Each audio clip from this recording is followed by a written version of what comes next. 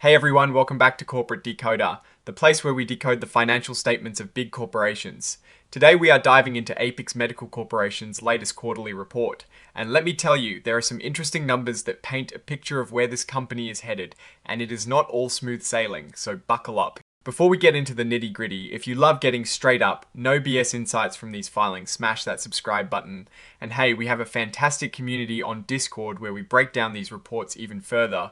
Link is in the description below. Alright, let's get down to business. This is Apyx Medical Corporation's second quarter report, and it covers the period up to September 2025. The first thing that jumps out are the balance sheets. You see their total assets. At the 30th of September 2025, they were about $57 million. Now, compare that to the 31st of December 2024, where it was around $64 million. That is a nearly $8 million drop, which usually might signal a company is shrinking, but we need to see why. Looking at their liabilities, total current liabilities were about $10.9 million at the 30th of September 2025, a slight increase from about $10.7 million at the end of 2024. Their long-term debt is around $34.6 million. This is an important number to watch. Companies often borrow money to grow, but too much debt can be a serious problem. Now this next number is a big one, their accumulated deficit, which essentially means the running total of all their losses is a whopping $87.8 million at the 30th of September 2025. That is a huge number, and it is even bigger than the $77.9 million a year earlier. This tells us that for a long time, this company has been spending more money than it has been making. Building up such a deficit means they have a long way to go to become profitable. Let's look at their statement of operations. For the 3 months ending the 30th of September 2025, their net loss was about $1.9 million.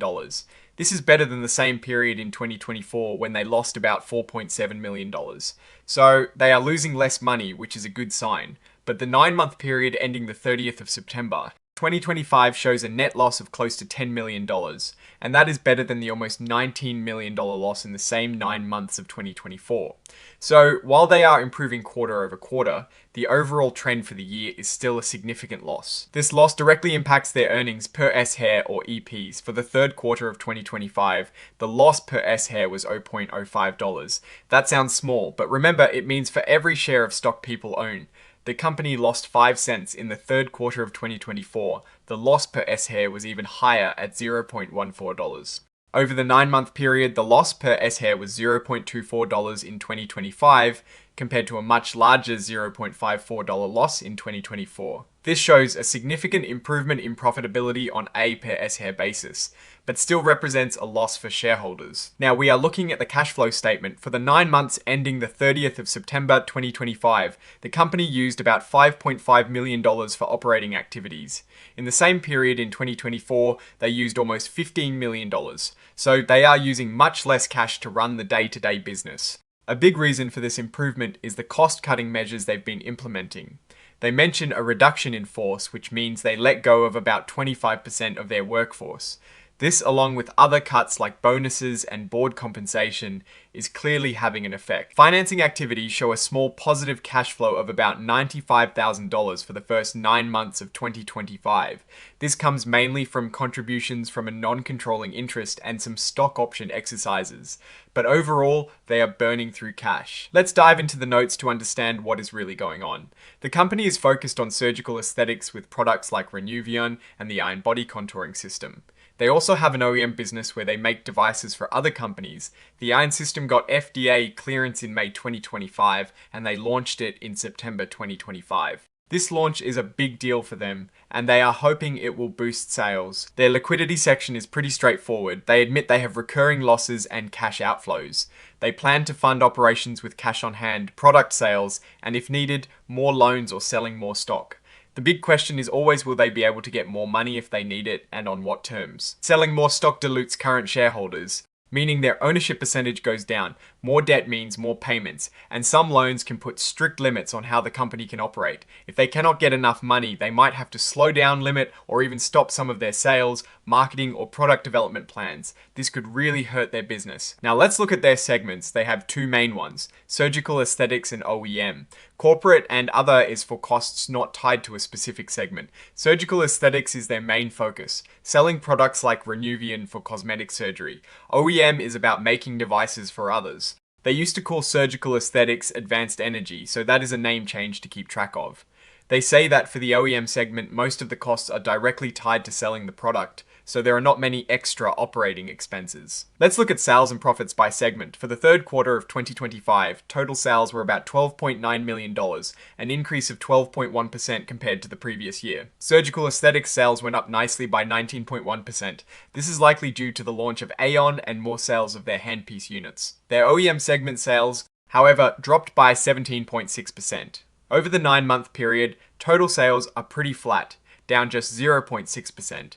Surgical aesthetic sales did grow by 8%, but the OEM segment saw a significant drop of 31.4%. That is a big hit to their OEM business. Looking at gross profit, which is sales minus the cost of goods sold, it increased by 19.3% for the third quarter of 2025, reaching about $8.3 million. The gross margin also improved to 64.4% from 60.5% in the prior year. This improvement is thanks to a better mix of sales, with more revenue coming from the higher margin surgical aesthetics segment and more domestic sales.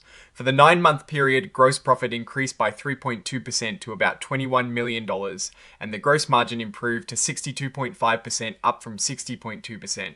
This shows they are managing their costs well relative to their sales. Other costs and expenses include research and development.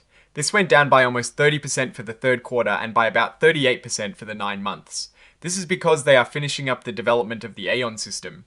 While R&D spending is down, it is important they continue investing in new products for long-term growth. Salaries and related costs are down 9% for the third quarter and a significant 27.5% for the 9-month period.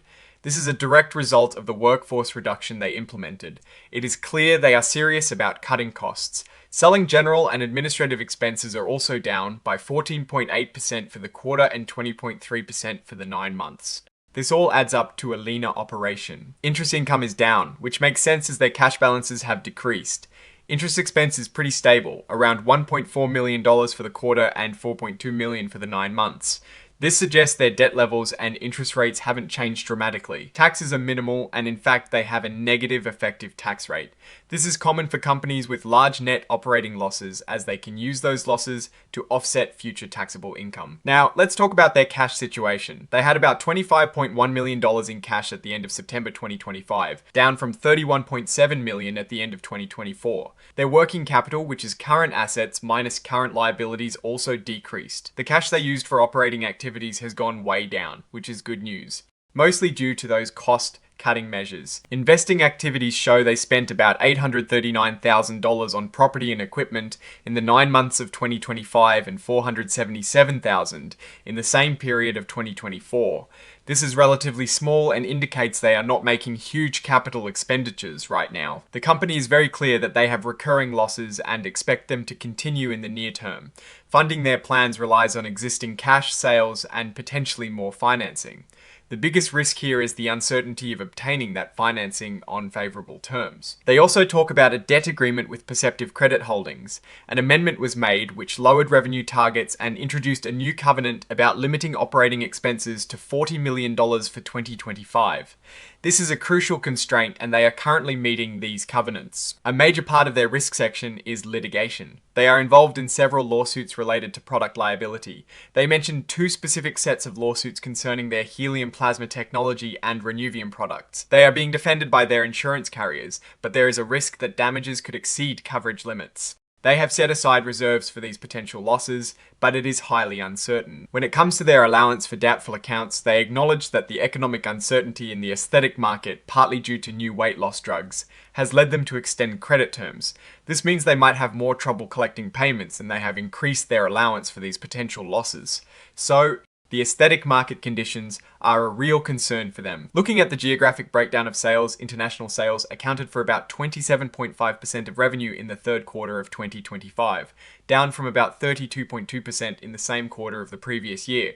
This shift towards domestic sales could be a strategic move or a reflection of global market conditions. So, my take on Apyx Medical Corporation is this. They've clearly made significant strides in cutting costs and improving their operational efficiency. The reduction in losses is a positive trend, and the launch of the Aeon system could be a real game changer if it gains traction. However, The substantial accumulated deficit remains a glaring concern, highlighting a long history of unprofitability. Their reliance on external financing is a constant risk, and the ongoing litigation, though partially covered by insurance, adds another layer of uncertainty. The market is tough, and they are facing challenges in their OEM segment, which is a significant portion of their business. They are banking on surgical aesthetics, particularly the Ion system, to drive future growth. It is a high-stakes bet. What do you think about Apyx Medical Corporation's financial health and their strategy going forward? Let me know in the comments below. If you found this breakdown useful, please hit that like button and subscribe for more of these deep dives. And remember to join our Discord community for even more exclusive content, link in the description. Thanks for watching, and I'll see you in the next one.